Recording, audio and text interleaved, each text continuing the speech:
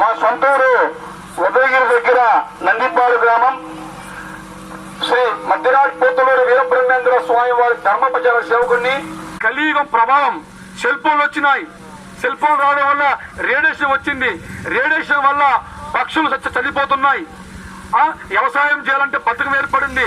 సుఖాలకు అలవాటు అయిపోయినాము. గేదెలు ఆవులు సాకలేక వాటిని కట్టుకోడికి అమ్మేస్తాను. అంతా కూడా మనం చేసుకున్న కర్మకు మనమే బాధ్యులము. అందుకే వీరబ్రహ్మేంద్ర స్వామి వారు కాలజ్ఞంలో గుప్తంగా చెప్పుకున్నారు, నెల్లూరు నేల సముద్రం రా నాయన. నెల్లూరు నేల సముద్రము అంటే పంట పండే పొలాలని సదరం చేసి ప్లాట్లు వేసుకుని ఇల్లు కట్టేసుకుంటే ప్రకృతికి విరుద్ధంగా ప్రవర్తిస్తే ప్రళయం కాక ఇంకేమొస్తుంది? అది ఎలా వస్తుందంటే, తిరుమల కొండ పైన గర్భగుడిలోకి ముసలి వచ్చి మేకపోతులాగా అరిచి కడప దగ్గర కమలాపురం దగ్గర కప్ప కోడి కుత కూసినప్పుడు నెల్లూరు నేల సముద్రం. మనకు నెల్లూరుకి ఇప్పటికి 3 సార్లు 4 సార్లు మనకు ప్రకృతి వార్నింగ్ ఇచ్చింది. పాపం మండిపోయింది. చెట్లు నరికేస్తున్నాం, చెరువులు సదనం చేసి ప్లాట్లు వేస్తున్నాం, ప్రకృతి విరుద్ధంగా ప్రవర్తిస్తున్నాం.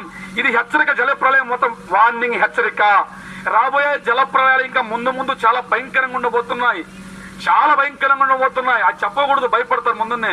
కాబట్టి ఏదైనా మనం చేసే పనిలో ధర్మంగా ఉంటే, ఎవరైతే నోరు లేని మూగజీవులకు ఆకలి తీస్తారో, ఎవరైతే తల్లిదండ్రులు సేవ చేస్తారో, ఎవరైతే ధర్మంగా ఉంటారో వాళ్ళకి ఎలాంటి ప్రళయాలు, ఎలాంటి ఆపద రాదు. నా రాకక ముందున ఒక